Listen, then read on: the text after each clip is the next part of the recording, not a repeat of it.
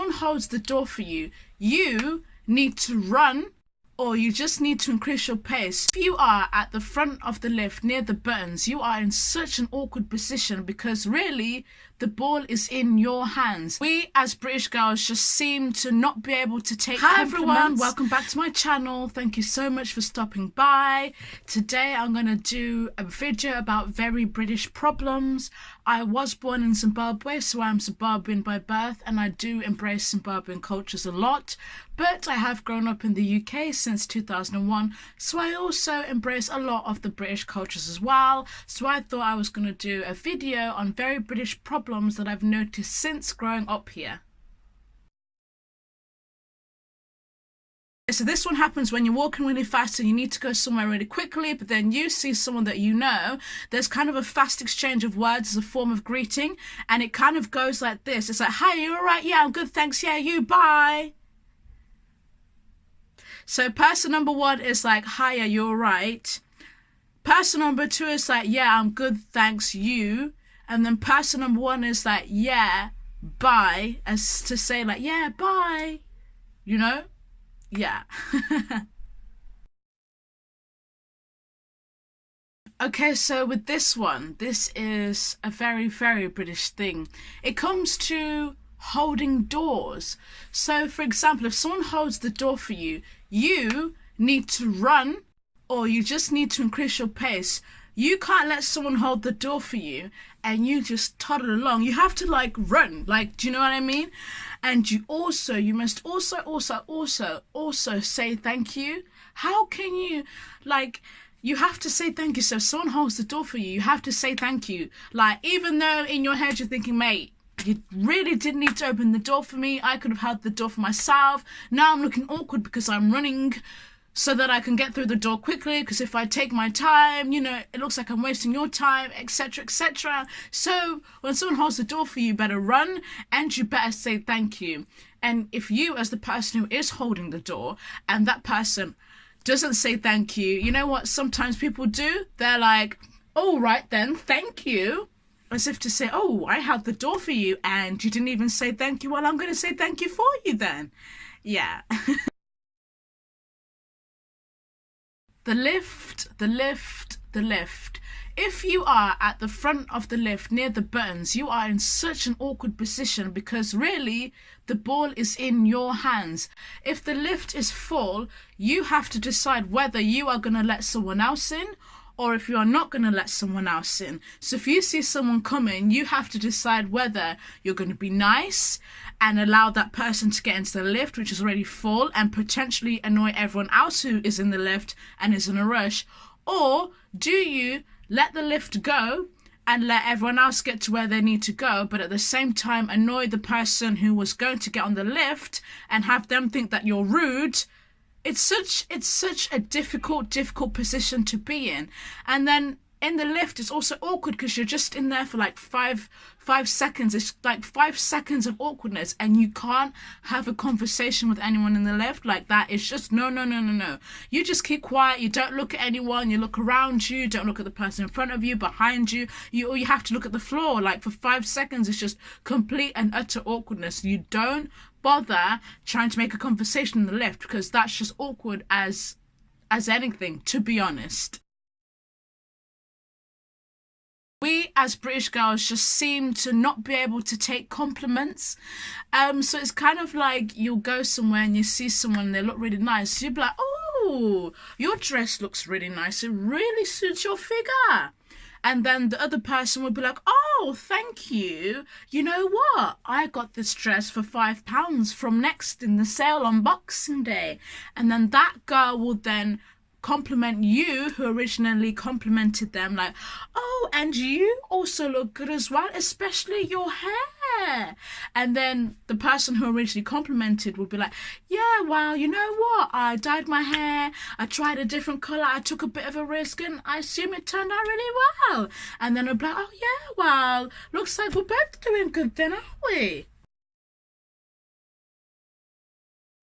Oh my God, when it comes to gifts, you before you give someone a present, you always have to do like there's a whole story behind the gift. So it's kind of like you give them the gift and you're like, oh yeah, you know what? This was like the last one in the store, and like I couldn't find anything else, and I spent like 5 hours buying it. I hope you really like it, but I don't know if it's in the color that you like. But I know that you like this, but maybe, hopefully, I'm praying that you like it. And it's always so awkward because you're like, oh my God, I really hope this person likes it. So if I tell them the story behind it, then maybe they'll appreciate it. Because if I didn't tell the story behind it, then it might, and they didn't like it, then it will give them a reason not to like it anyway. But if I give them a whole story behind it and they understand the effort that I went through to find them this gift, if they didn't like it, then hopefully they'll like it because of the effort that I went through to find this gift. Do you know what I mean? Okay, so this one is relating to phone calls, right? So, you know, when someone calls you and there's that awkward silence, and you're kind of like, hello, hello, hi, hi, hello, hello, is anyone there? Hi. Have you noticed that, like, you kind of put on a voice on the phone, you like have a completely different voice, and also like when no one is saying hi or anything, you say hi or hello in about 5 different tones in like 5 different ways, hoping that one of those 5 tones or 5 different ways will hopefully catch their attention. But also on the phone, you kind of have a different accent, so it's kind of like, hello. It's Yen speaking. Yes, yes, yes, I am the homeowner. Yes, yes, yes. Is that all? Oh yes, thank you very much for your help. And then at the end of a conversation, the bye-byes, it's like, all right then, thank you, thanks, bye-bye, bye, bye, bye, see you later, bye. Yeah, so it's phone calls and this hire and buy business are such British things. Also, British people have difficulty kind of expressing directly how they feel.